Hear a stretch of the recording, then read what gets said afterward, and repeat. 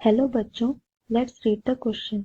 The question says a nuclear reaction must be balanced with respect to dash and dash.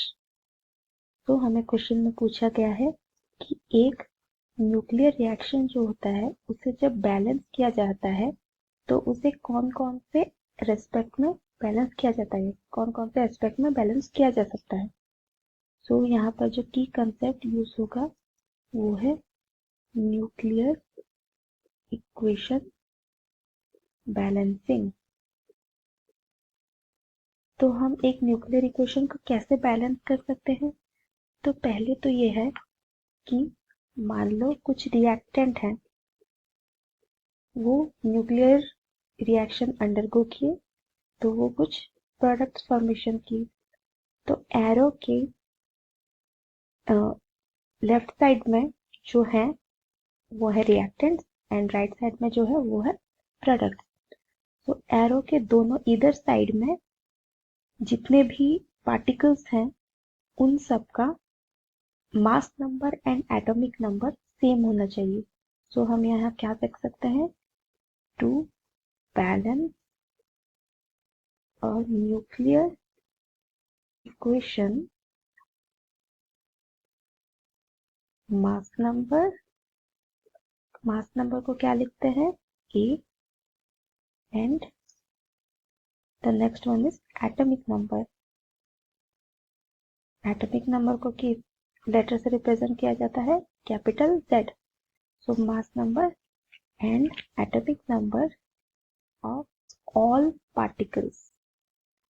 सो जो reactant है या फिर जो product है, एक ही पार्टिकल तो नहीं हो सकते ना.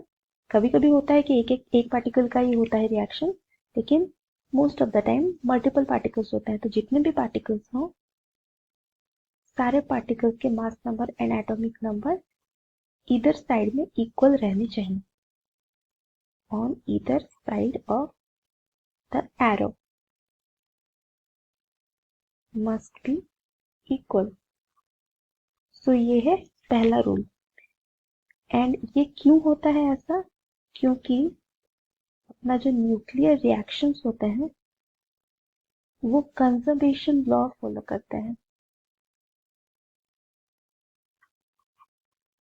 And according to conservation law वो भले ही एनर्जी हो या फिर मैटर हो या पार्टिकल्स हो, वो बस एक फॉर्म से दूसरे फॉर्म में कन्वर्ट होते हैं. उनका ना कहीं फॉर्मेशन होता है ना कहीं लॉस होता है. तो चूंकि nuclear reaction conservation law follow करते हैं तो एरो के ईदर साइड्स में रिएक्टेंट एंड प्रोडक्ट दोनों साइड्स में mass number and atomic number सारे पार्टिकल्स का इक्वल रहना चाहिए.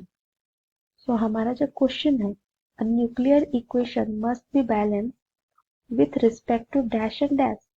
सो किसका किसके अकॉर्डिंग हम यहाँ पर न्यूक्लियर रिएक्शन को बैलेंस कर रहे हैं? पहला है मास नंबर एंड सेकंड है एटॉमिक नंबर. अभी हम चाहें तो इधर मास नंबर को ए से इंडिकेट कर सकते हैं एंड एटॉमिक नंबर को Z से. ये है हमारा answer. Hope you understood it well. All the best.